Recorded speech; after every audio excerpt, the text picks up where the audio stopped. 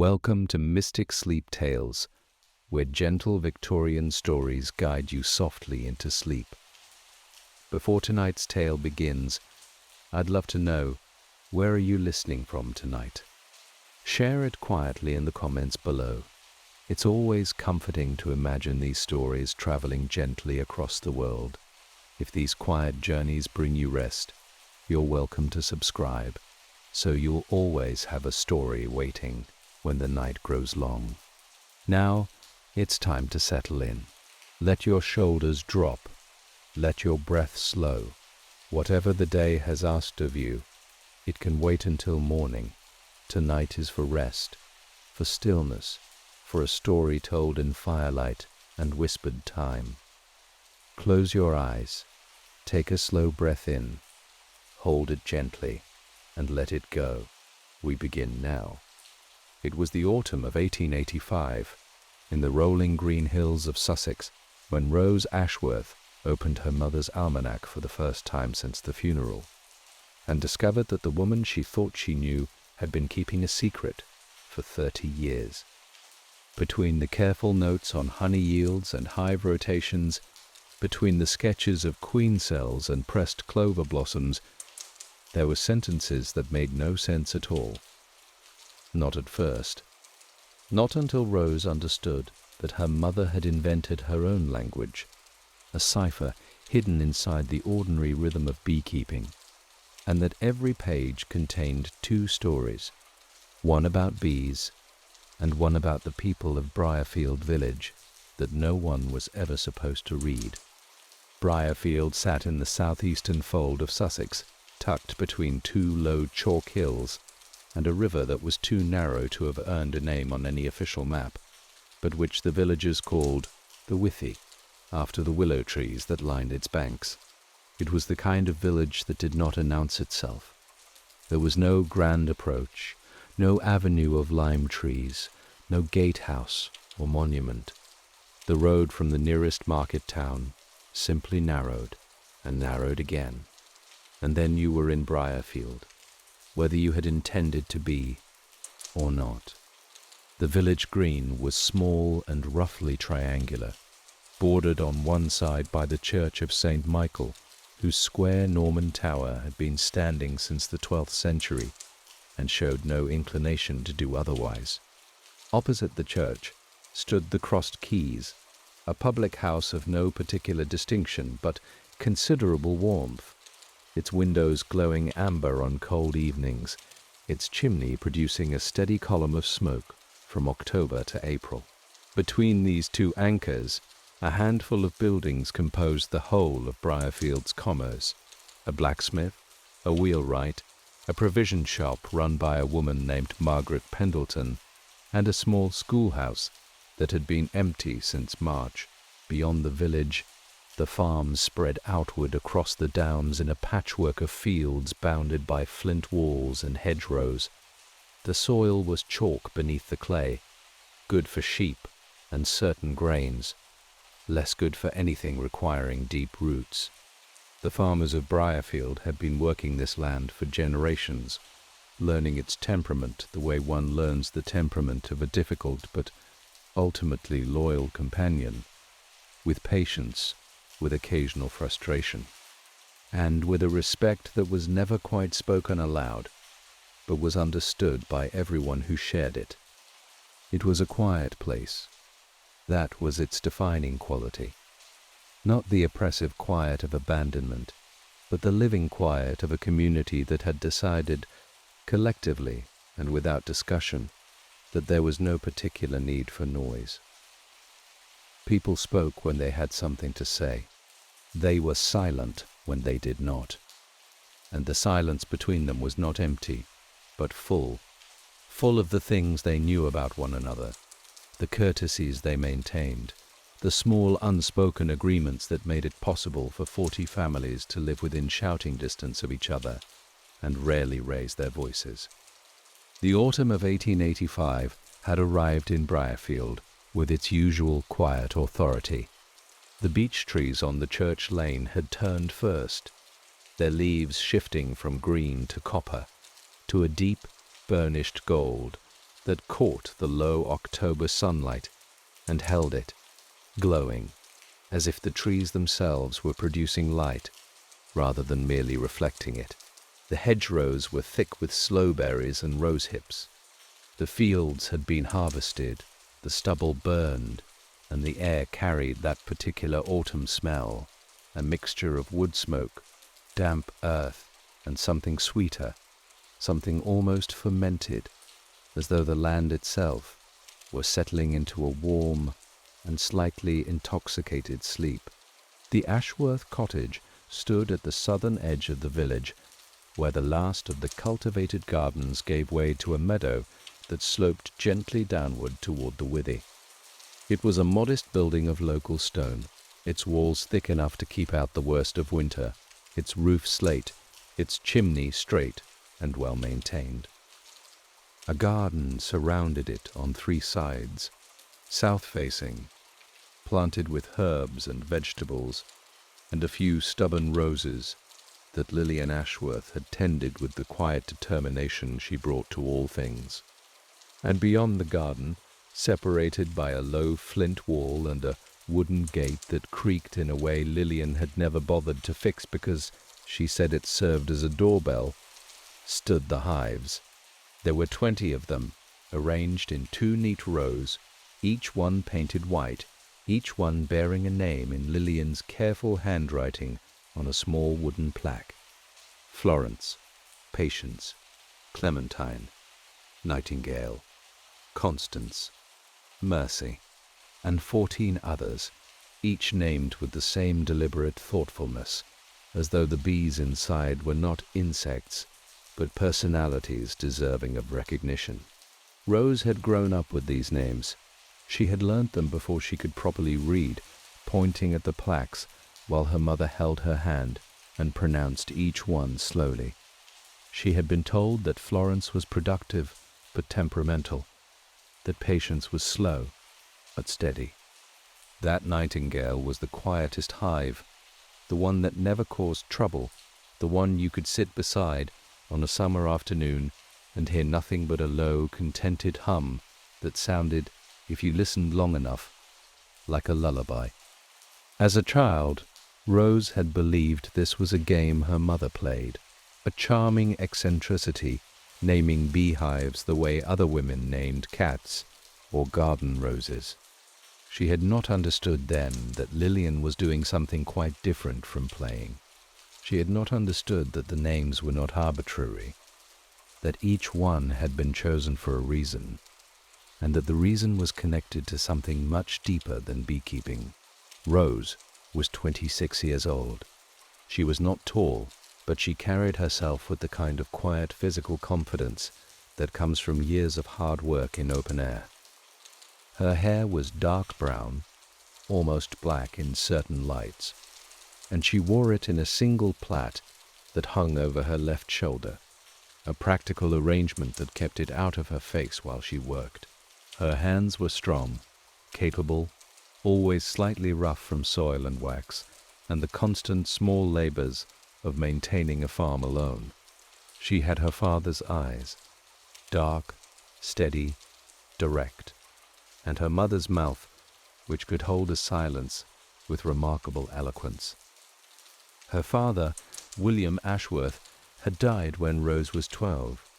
A quiet man, a steady farmer.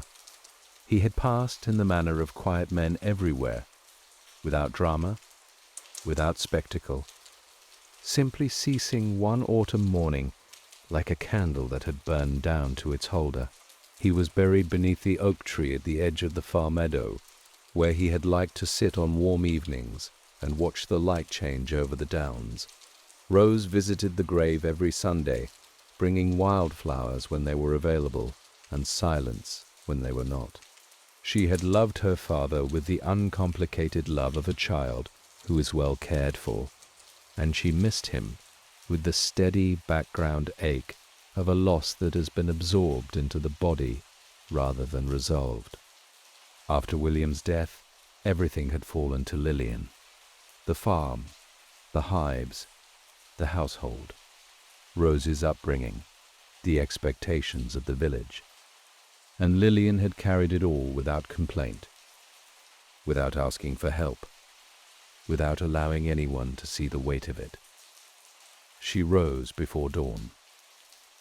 She worked until dark. She kept the hives producing, the garden growing, the cottage warm and clean. And every evening after Rose was in bed, she sat at the table in the still room, the small stone-walled room at the back of the cottage where the dried herbs hung from the ceiling and the honey jars lined the shelves. And she wrote in her almanac. Rose had known about the almanac her whole life. It had always been there, on the still room table, closed and clasped. She had asked about it once, when she was 5 or 6, reaching for it with the innocent curiosity of a child who does not yet understand the concept of privacy. Lillian had caught her hand gently and said, with a firmness that left no room for argument, "No one touches the almanac, Rose." She had said it again when Rose was 15, and beginning to wonder what secrets an ordinary beekeeping diary could possibly contain.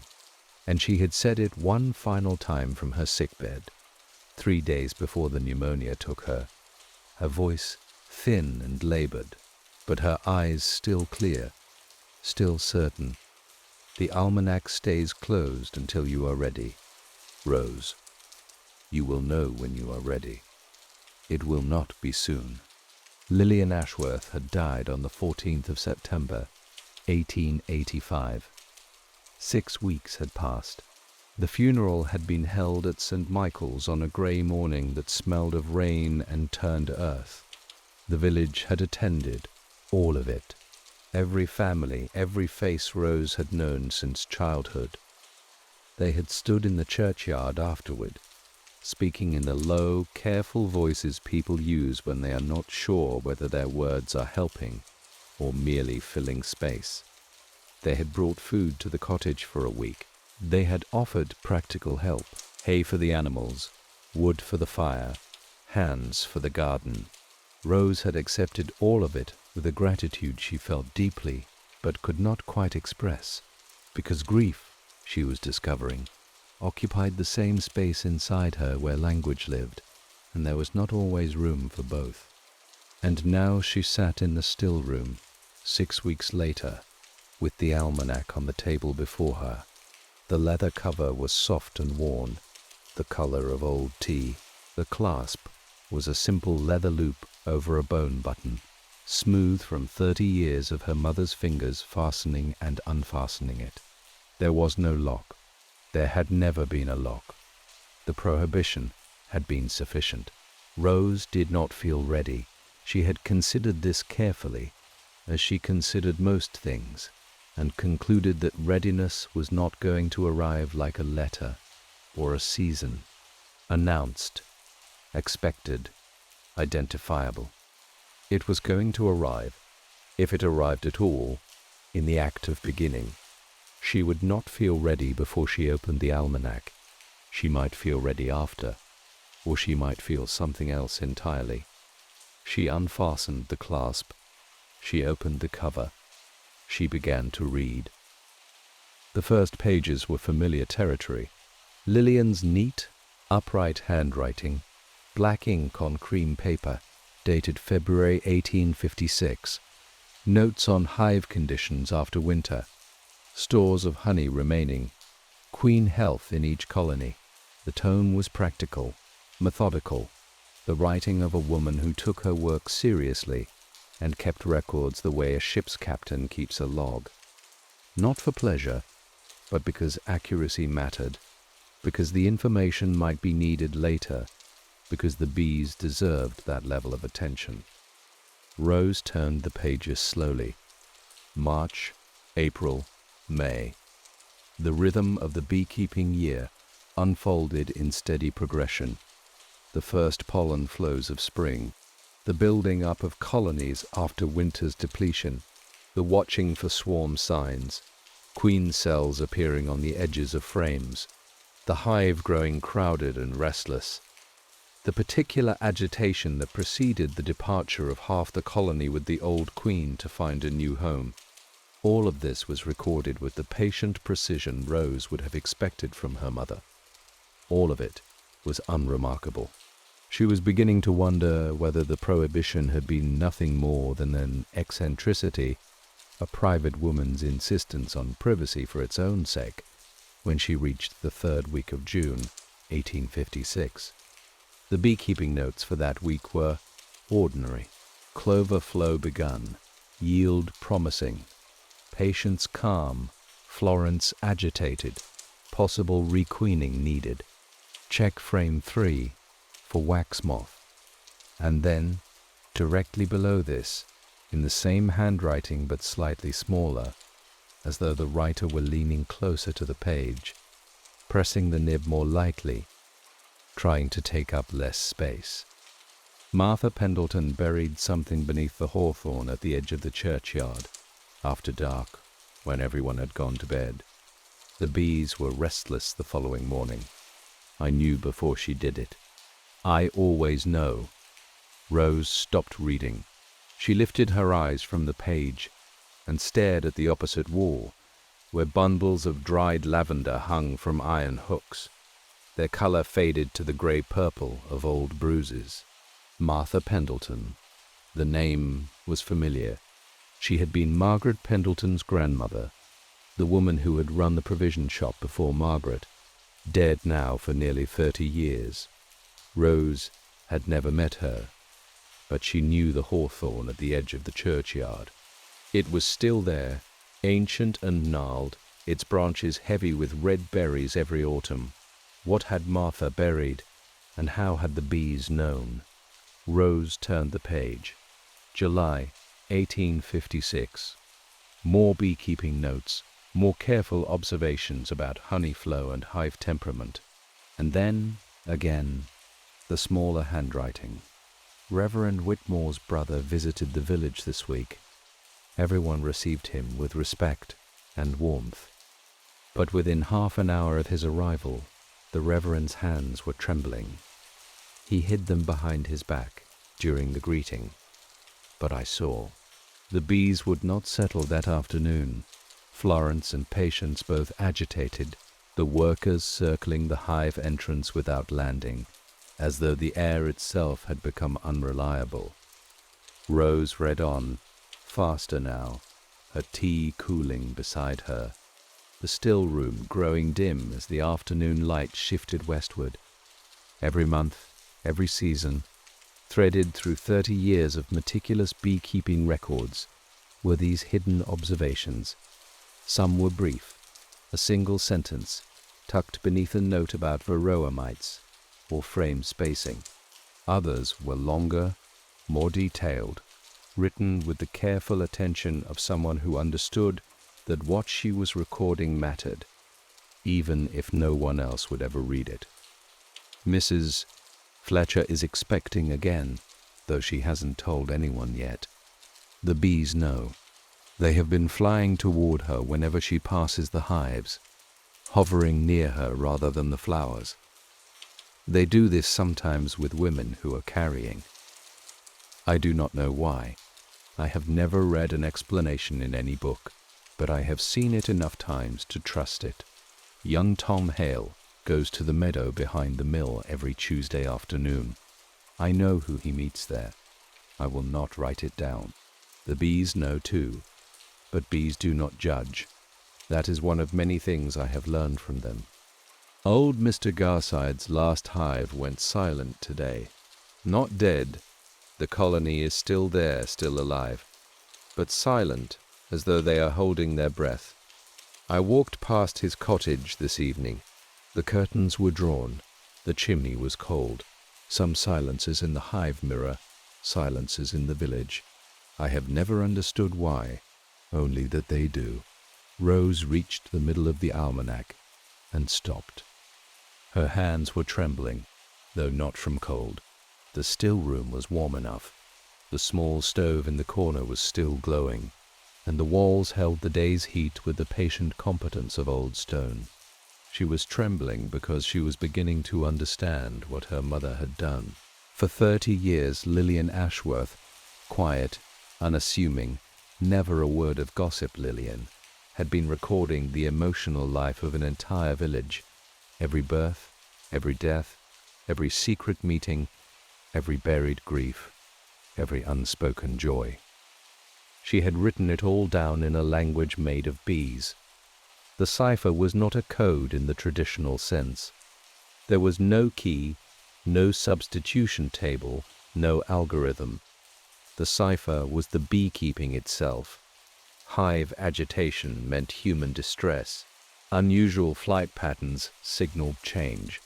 The quality of the honey, its color, its taste, its viscosity, reflected the emotional weather of the season, and the silence of the bees, that rarest and most solemn of all their communications, meant loss. Lillian had not merely kept bees. She had listened to them.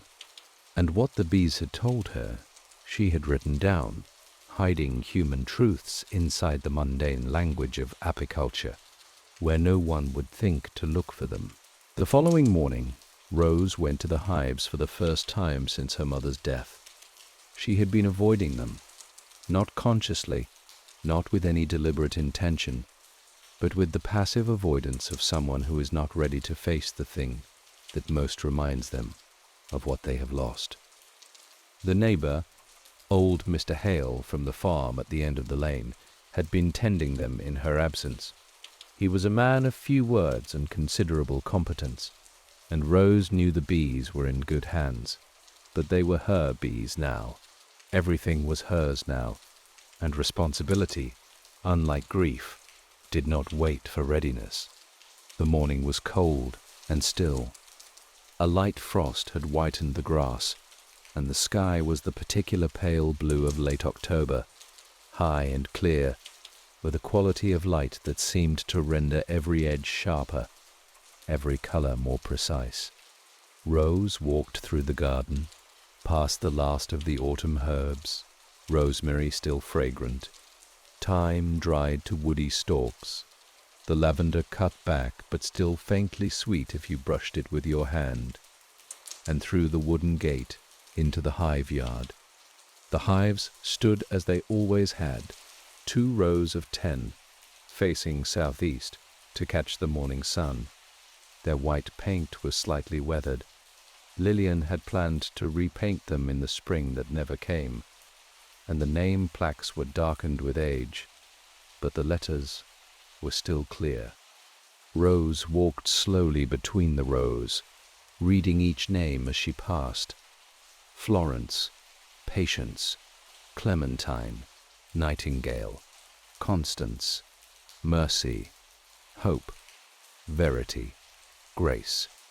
And the others, all of them, 20 names for 20 colonies, each one chosen by a woman who believed that naming was a form of attention, and attention was a form of love.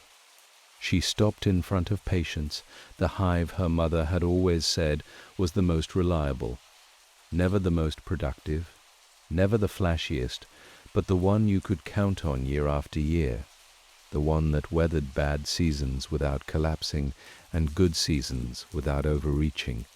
A few bees moved slowly at the entrance, their movements languid in the cold air. They were not yet fully active. The temperature needed to rise a few more degrees before the foragers would venture out.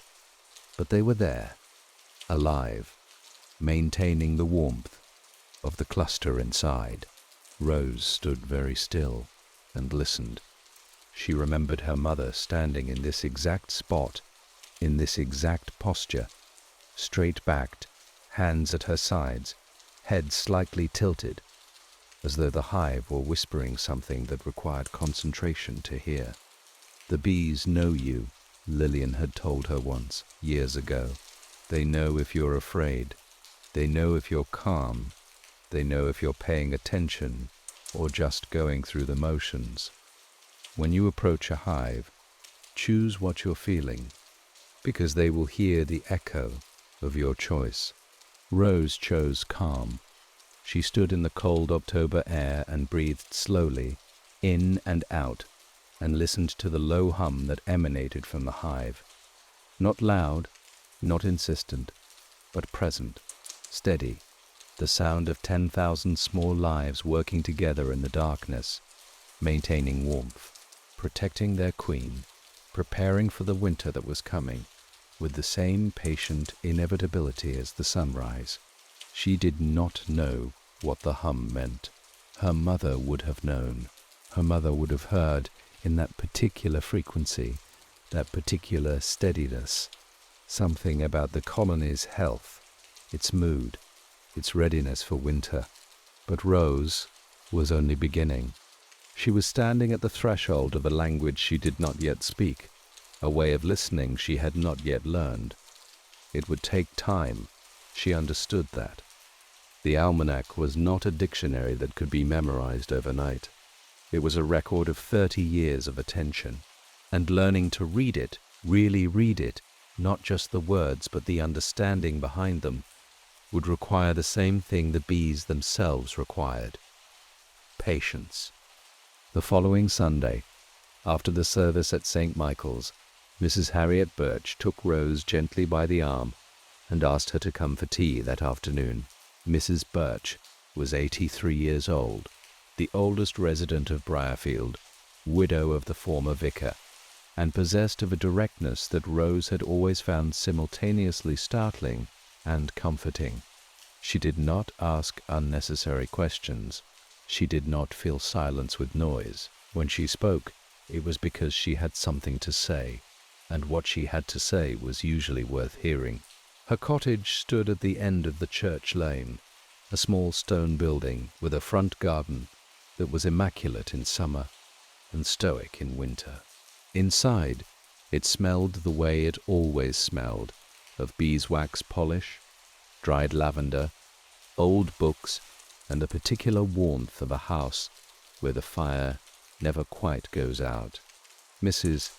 Birch had set the table with her best china, which Rose took as a sign that this was not a casual visit.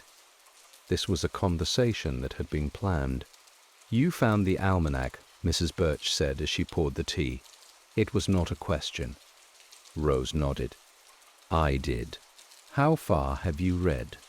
"About halfway. The 1870s. Mrs. Birch set the teapot down carefully and looked at Rose with eyes that were still sharp, still bright, still capable of seeing more than most people thought to show. "Your mother began writing that almanac when she was 26 years old. Your age. She had just lost your grandmother. She had just lost your father's mother, a woman she loved dearly, but had known for only a few years. And she was alone in this village, with a small farm, a young child, and no family for 50 miles. Rose felt something tighten in her chest. She had known these facts, but she had not felt them before, not like this, not with the weight of her own similar loneliness pressing down on her from the inside. She started writing, Mrs. Birch continued, because she was listening. She listened so much, so carefully, so completely, that the things she heard had to go somewhere. They were too much to carry inside, and so she put them on paper, in a language that protected the people she was writing about, while still honoring what she had heard. "But why the cipher?" Rose asked. "Why not simply write it directly?" Birch smiled, a slow, knowing smile that carried 30 years of friendship in its curve, because she was protecting them. The almanac was not for her. It was for the village, a record of what people carried, what they endured, what they celebrated in secret. And she understood that such a record, if written plainly, would be a violation. The cipher was not a lock. The cipher was respect. It was her way of saying, "I know these things, but they are not mine. I hold them, but I do not own them." Rose was quiet for a long time. The fire crackled in the grate. The afternoon light moved slowly across the room, touching the spines of old books, the edge of the china cups, Mrs. Birch's folded hands. People told her things, Mrs. Birch said softly. Things they could not tell the vicar, or the doctor, or their own families. They told Lillian because she never repeated what she heard, never judged, never offered advice unless it was asked for. She simply listened, with the same complete attention she gave to her bees, and people felt it. They felt the quality of her silence, that it was not empty, but full of care, full of attention, full of the understanding that every person carries more than they show, and that being heard, truly completely heard, is sometimes the only thing that makes the carrying bearable. Rose looked down at her hands, wrapped around the warm teacup. Her mother's hands had looked like this, strong, slightly rough, always holding something carefully. She thought of all the years she had watched Lillian move through the village, stopping to talk with Margaret at the shop, exchanging a word with Mr. Hale at the gate, sitting beside old Mrs. Garside on the bench outside the church. She had assumed these were the ordinary social exchanges of village life. She had not understood that they were something else, that her mother had been listening, always listening, with an attention that most people never learn to give. And the bees? Rose asked. Did they really know? Mrs. Birch looked at her steadily. Your mother believed they did. She believed that the hives responded to the emotional climate of the village, that agitation among the people produced agitation in the bees, that grief produced silence, that joy produced abundance. Was she right? I cannot say with certainty. But I watched her for 30 years, and I never once saw her interpretation of the bees contradict what was actually happening in the village, whether the bees were truly reading the village, or whether your mother was reading the bees and the village simultaneously, using one to illuminate the other. Well, perhaps it does not matter. The result was the same. She understood things that no one else understood, and she wrote them down so they would not be lost. In the days that followed, Rose read the Almanac with a different quality of attention. She was no longer merely curious. She was learning. Each entry taught her something about the bees, about the village, about her mother, about the intricate and invisible web of connection that held a community together beneath its surface of routine and politeness. The entries from the 1880s brought her into territory she recognized. These were her own childhood years. The people mentioned in the Almanac were people she knew, people she saw every day, people whose faces and voices and habits were as familiar to her as the furniture in her own home. But the Almanac showed them differently. It showed them from underneath, from the hidden side, revealing depths and complexities that their public faces concealed. One entry stopped her completely. Spring, 1882. Her mother had written, Margaret Pendleton offered me tea at the shop this morning. When she set her hand on the counter, it trembled.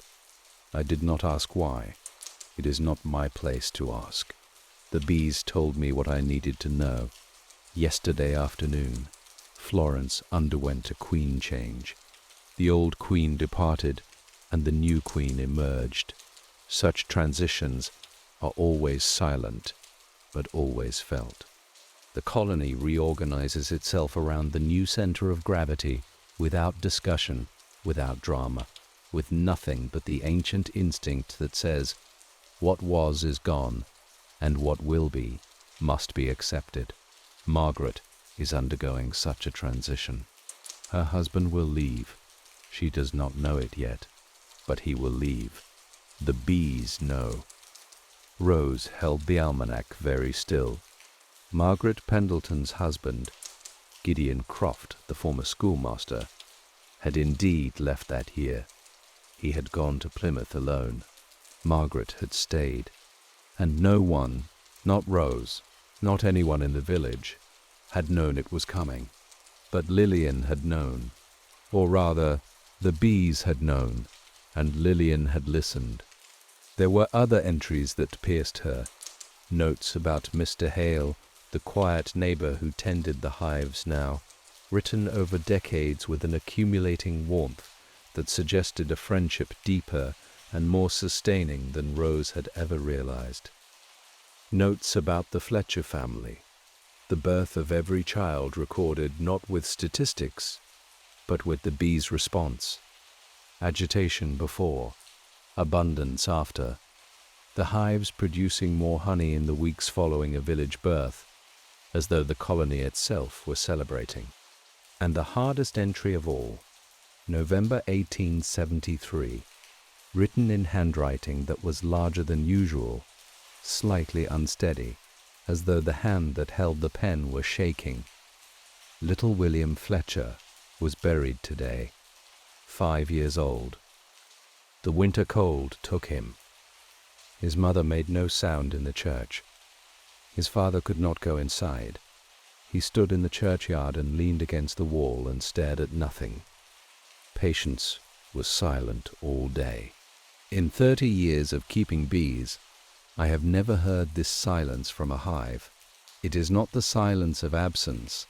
It is the silence of presence, the silence of something so large and so heavy that sound cannot carry it.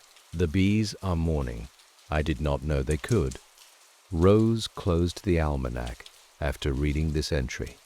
She sat in the still room for a long time, looking at the wall of honey jars, each one labeled in her mother's handwriting with the year and the season and the hive that had produced it. 30 years of honey, golden and amber and dark, lined up on the shelves like a library of sweetness, each jar containing not just honey, but a fragment of the village's year, its weather, its moods, its griefs and joys, all of it absorbed by the bees and transformed into something beautiful and edible and lasting. On a Tuesday evening in the first week of November, with rain tapping gently against the window and the fire burning low in the still-room grate, Rose reached the final pages of the almanac. Her mother's last entry was dated September 1885, 1 month before her death. The handwriting was shaky, the letters less controlled than they had been in earlier years, but still legible, still careful, still unmistakably her mother's hand. The beekeeping notes were brief. Final harvest completed. The honey this year is dark and rich. The bees worked well. The flowers were generous. The summer was long and kind. Florence behaved herself for once. Patience was steady, as always.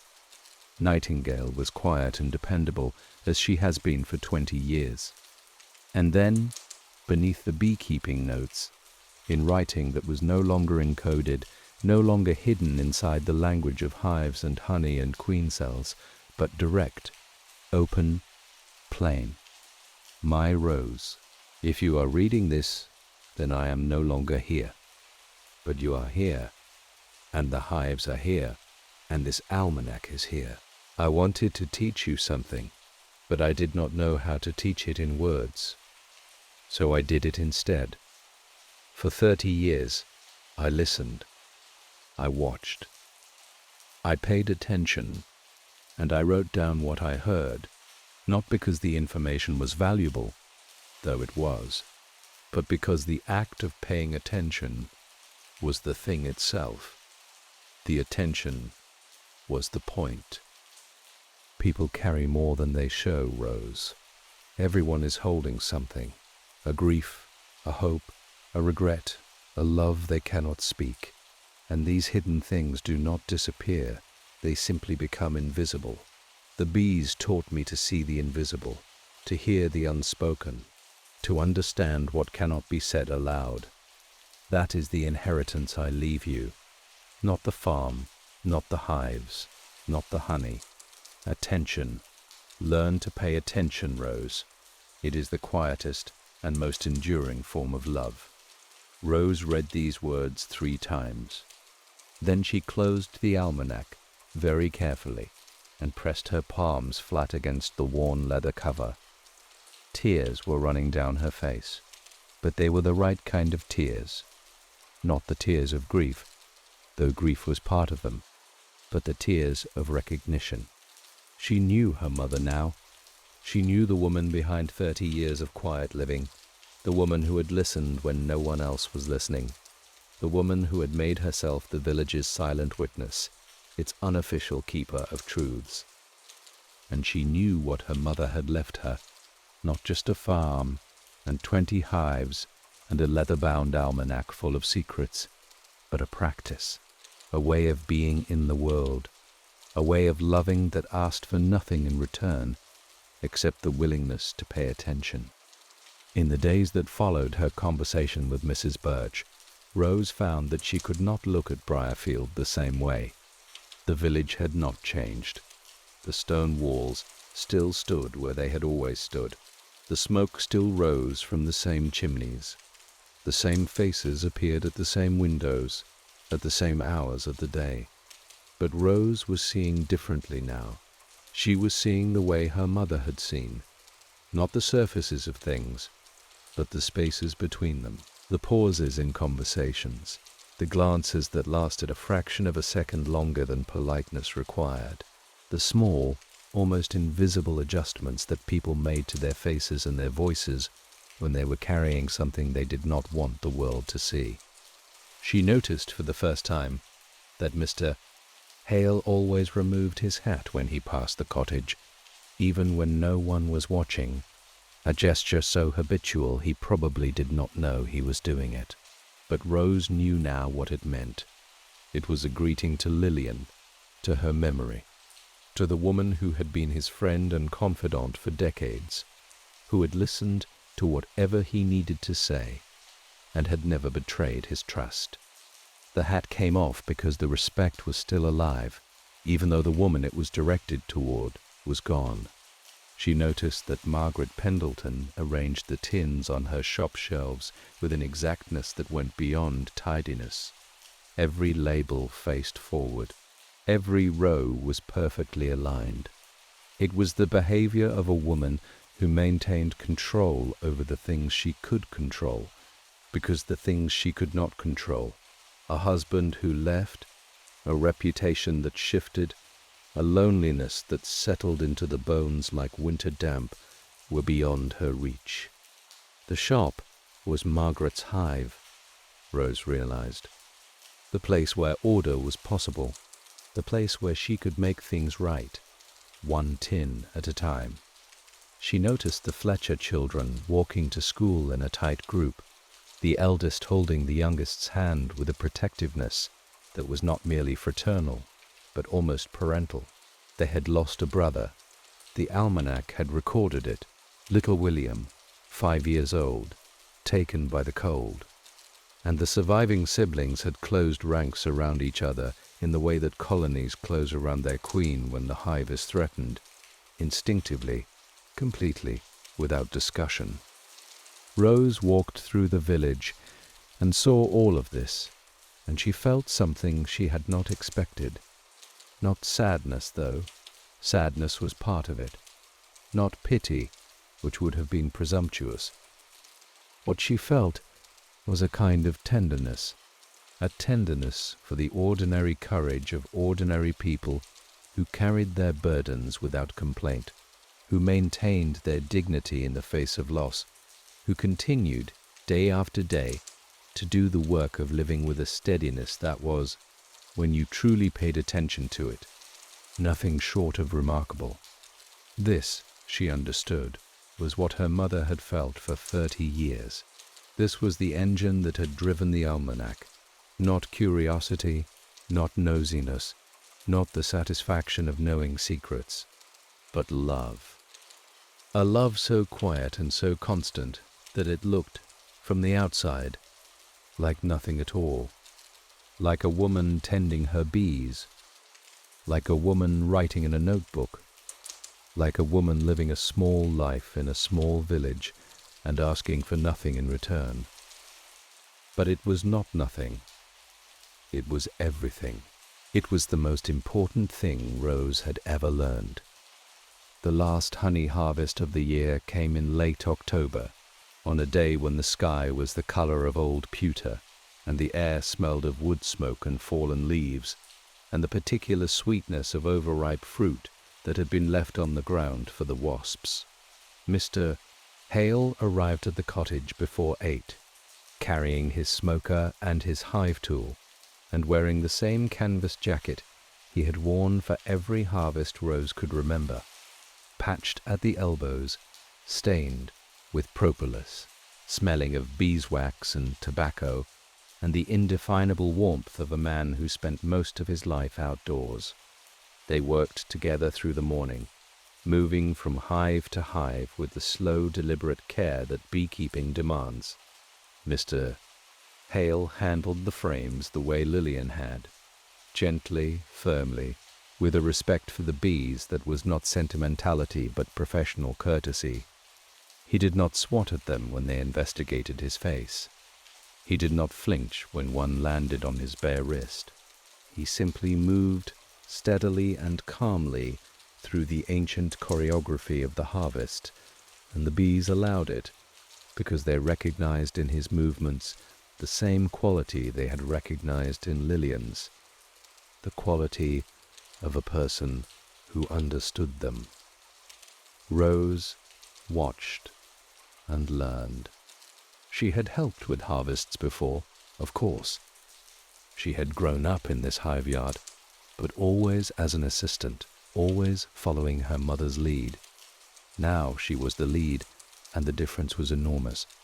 Every decision was hers, which frames to take and which to leave, how much honey the bees would need to survive the winter, whether a weak colony should be combined with a stronger one, or left to manage on its own.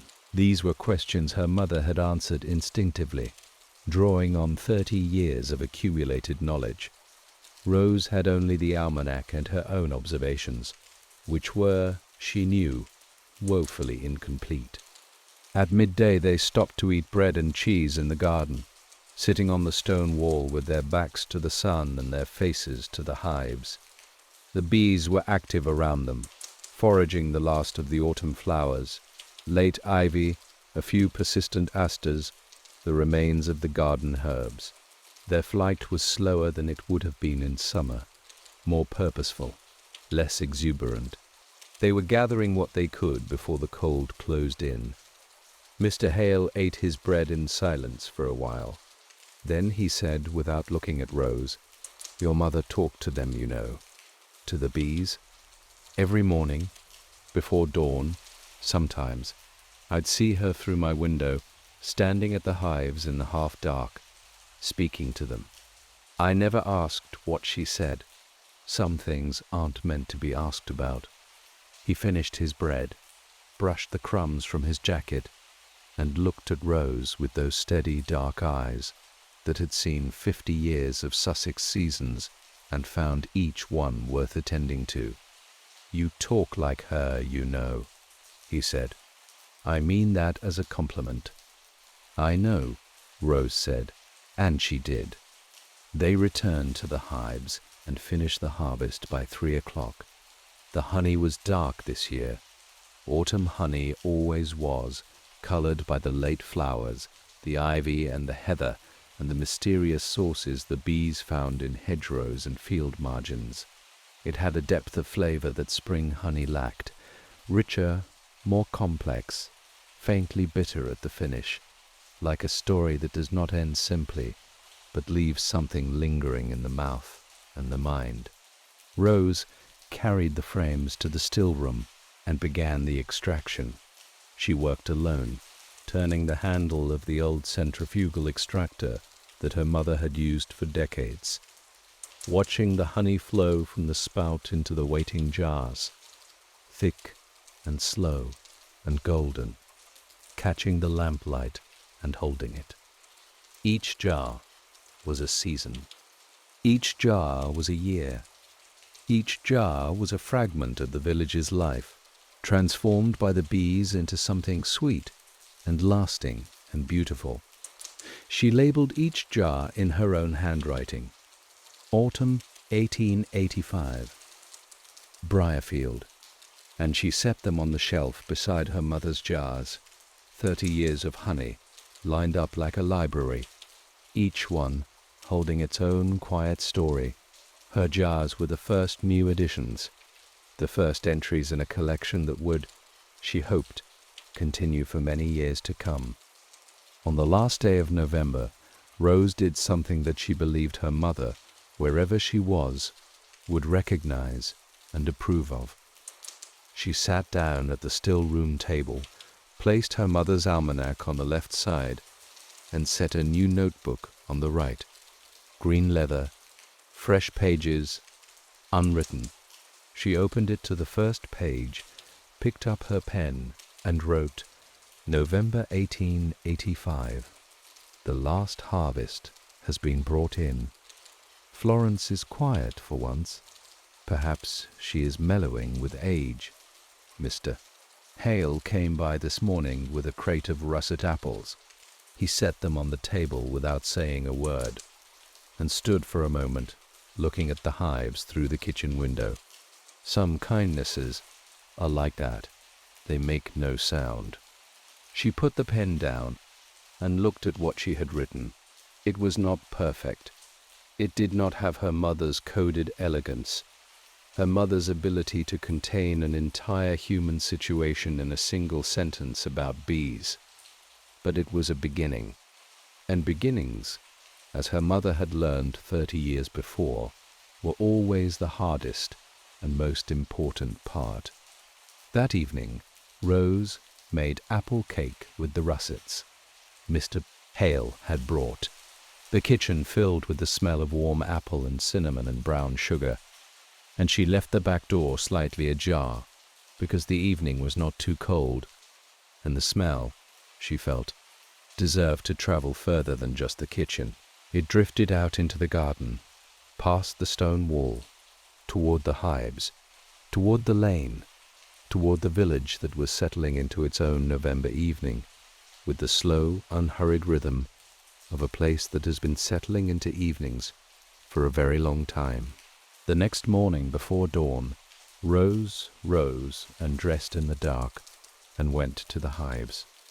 The air was sharp with the first true cold of December, the ground hard beneath her boots, the sky still dark, but lightening at the eastern edge in a thin line of grey that would, within the hour, become the pale gold of a winter sunrise.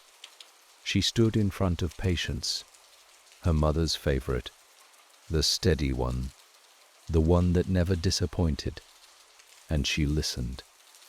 The hive hummed, not loudly, not urgently, but steadily, the low, continuous sound of life maintained in darkness, warmth shared, winter endured. It was the sound her mother had listened to every morning for 30 years, the sound that had taught Lillian to hear what others could not hear, to see what others could not see, to understand what others did not know they were showing. The sound that was, Rose understood now, not a sound about bees at all, but a sound about everything, about patience and endurance, and the quiet persistence of living things that do not ask for recognition, but simply continue, steadily, faithfully, through cold and darkness and silence, trusting that spring will come, because it always has. Rose listened for a long time. The sky lightened. The frost on the grass began to glitter as the first light touched it, each blade outlined in white, each crystal catching the dawn and holding it like a tiny lamp. A blackbird began to sing from the top of the garden wall, the first voice of the morning, clear and unhurried, as though it had all the time in the world and intended to use it. Then she went inside, made her tea, sat at the still-room table, and wrote her second entry. December 1885, first frost. The hives are quiet but alive. Met Margaret Pendleton outside the shop this morning. There was tiredness under her eyes, but she smiled. She asked me how the bees were doing. I understood that she was really asking how I was doing. I am well, I told her. That was true. I miss my mother, I told her. That was also true. Margaret nodded. Some things cannot be said in words, but they can be understood in silence. The bees have always known this. Rose set down her pen and looked through the window. The winter morning spread itself across the land with the quiet authority of something that had been doing this for a very long time and intended to continue for a very long time more. The pale light touched the stone walls, the frosted gate, the white shapes of the hives standing patient and still in the cold. Smoke rose from the cottage chimney in a thin, straight line, barely moving in the windless air.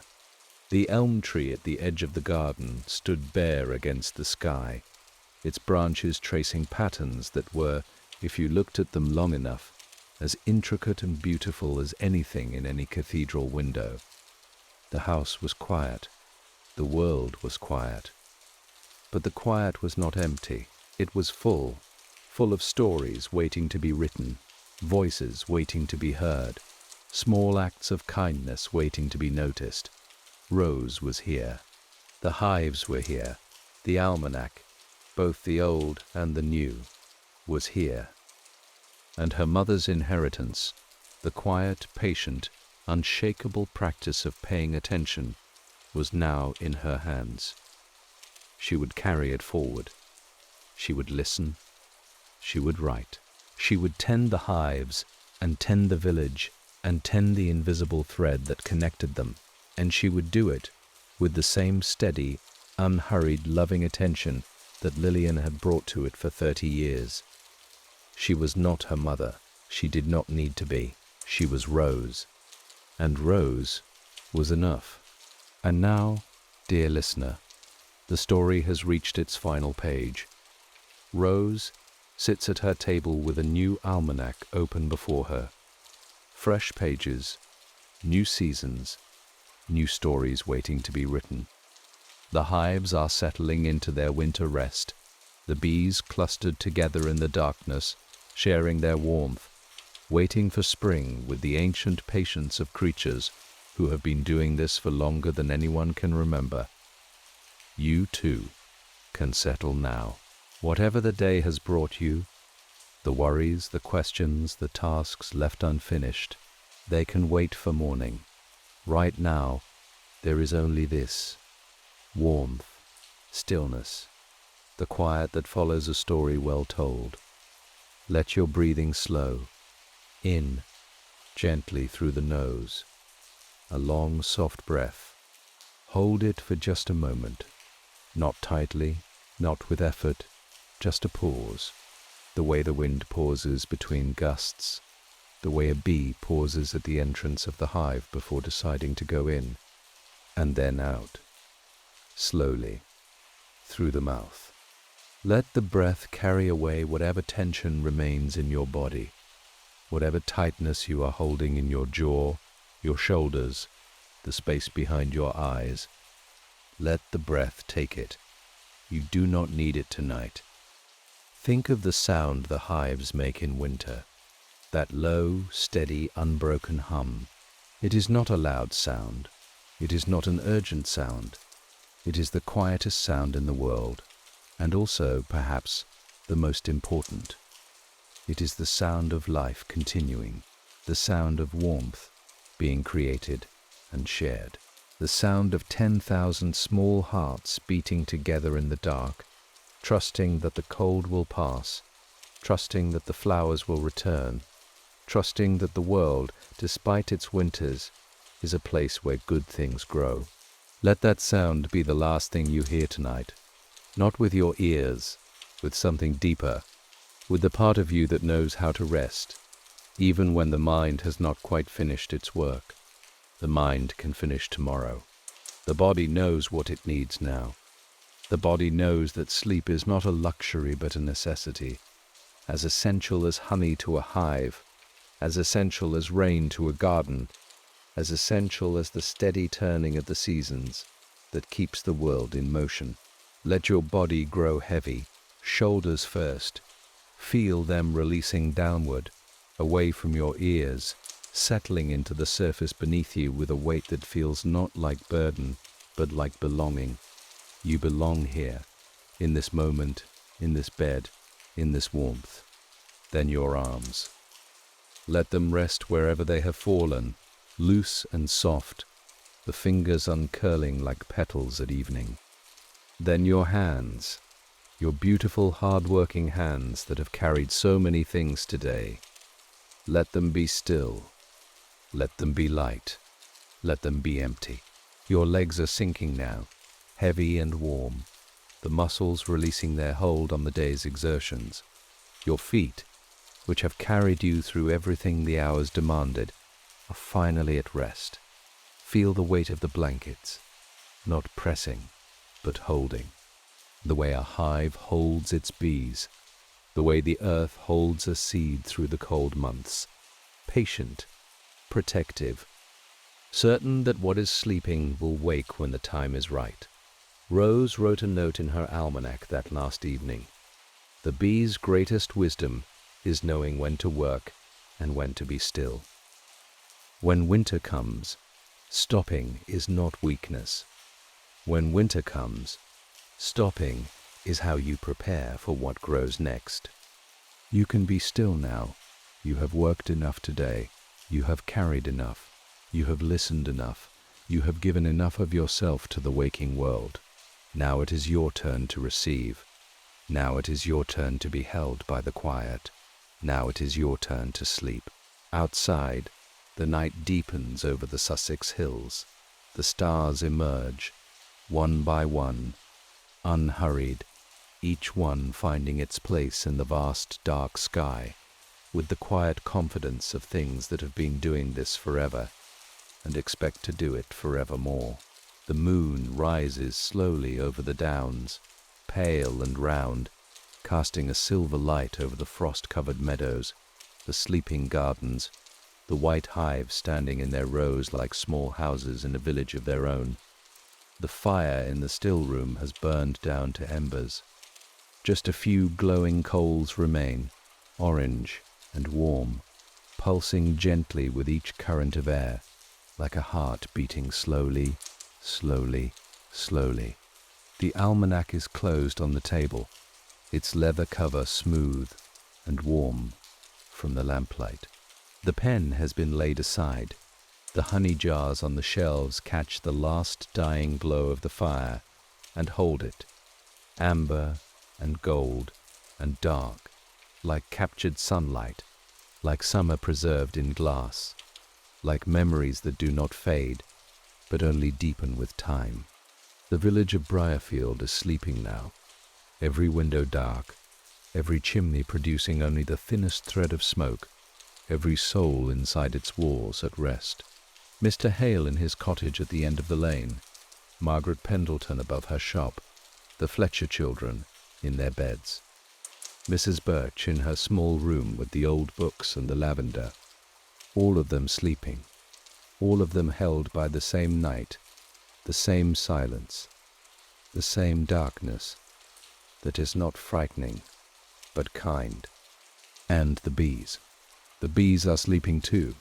20 hives, 20 colonies, thousands and thousands of small lives clustered together in the dark, their wings still, their bodies pressed close, their warmth a shared and sacred thing.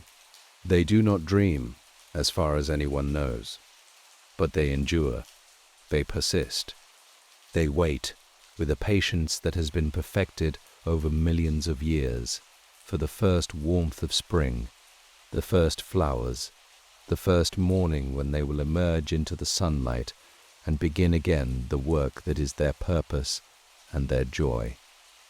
Let your thoughts drift now.